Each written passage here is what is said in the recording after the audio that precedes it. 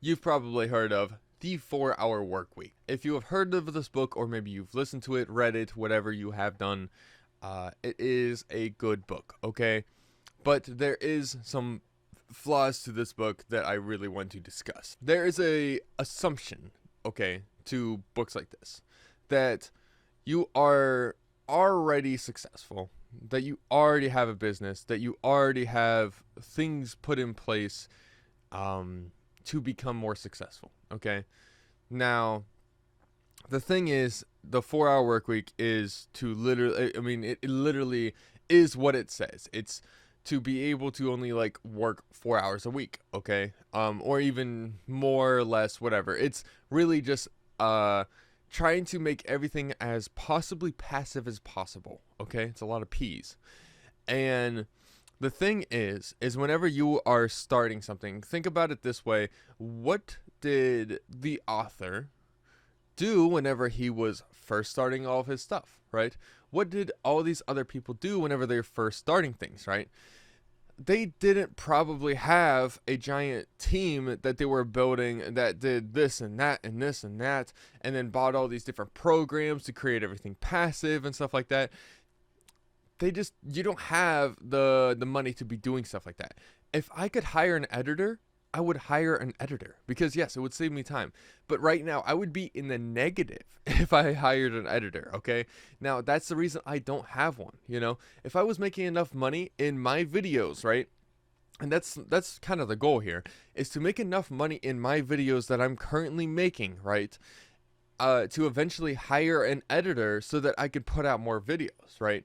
But the thing is right now I can't be paying somebody like $20 an hour or like maybe like, let's just say $50 to $100 per video, right?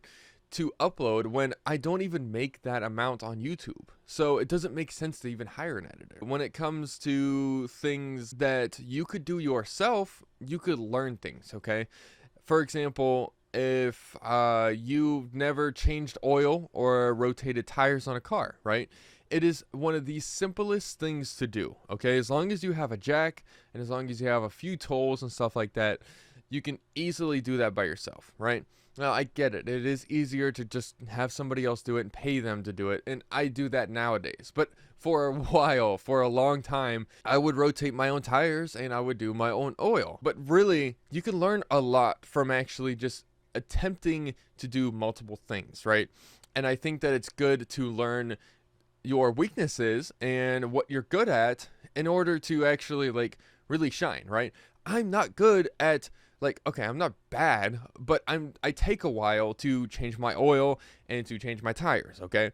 It takes me a while. But those are like 2 hours that I could save by paying somebody else, right? The 4-hour work week would teach me something like that, right? Where I take my money and I create something, I give it to somebody else and I say, hey, this is your problem now. I'm paying you to do this, and thank you for doing this. Here's my money, and boom shabam, I no longer have to worry about that, right? Because it's passive. I save myself 2 hours. The thing is like the author of the 4-Hour work week has probably done stuff in his life, right? I highly doubt he utilized people from the day he was born, like I highly doubt that happened. So my suggestion here, right, what I'm trying to get at in this video is that if you are so stressed out about the things that you want to do in life, right?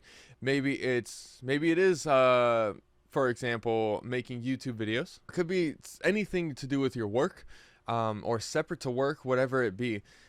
Utilize people and have people work for you only within a financial standpoint that it makes sense, right?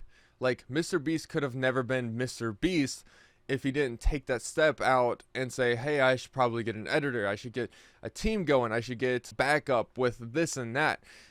He would have never gotten as big as he is, right? But the thing is like there is a journey to actually get to that point. It would actually make no sense if I hired an editor, like I was saying in the beginning of this video. But if I was making, like, let's just say I made $50 per video, okay? And if it only cost me, let's just say $25 to have somebody edit each one of my videos, right? And let's just say it takes me, and it probably doesn't, but let's just say it takes me half an hour. Well, half an hour is realistic.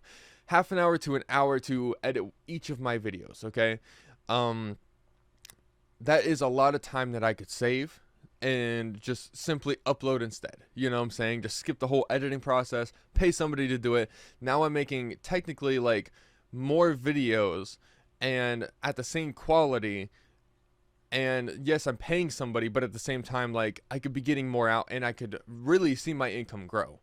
And that's something that you would have to utilize down the road. These books really try to push people to create a very passive lifestyle, and I think that's great, okay? But if you don't have anything established and you've never went through the trial and errors in the beginning, then it might not be a good idea to just start hiring people, or maybe start like just paying other people to do your things. You know, if you don't utilize your time well, right, then like, let's just say you're spending like 2 hours on TikTok a day, right?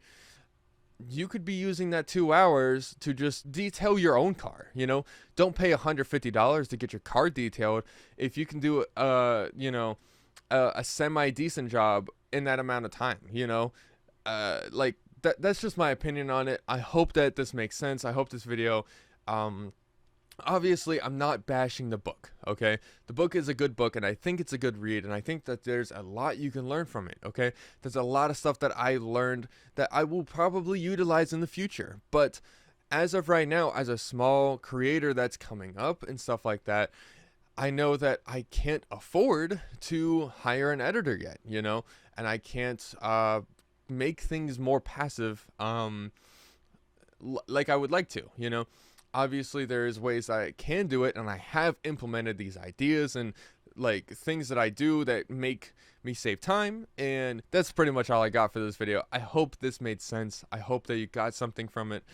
If you haven't checked out the book, definitely check out that book. I'm not sponsored, of course, but just check out the book if you want to. If you don't, there's actually other good books. Check out maybe like The Magic of Thinking Big. That'll be right here. That's also a really, really good book. Maybe check that one out. And that's pretty much it for this video. I appreciate you guys watching. And if you guys, once again, I said I was pointing you out. If you are addicted to TikTok, okay, you are addicted to Instagram or whatever, you got that instant gratification on that Instagramification, then you could check out this video right here. Whoa, I'm going to poke the video. Whew. Oh, that means you're supposed to click it. Oh, okay, sorry. Peace. I'll see you guys in the next video. I need a cool guy outro. Slap that video. Boop.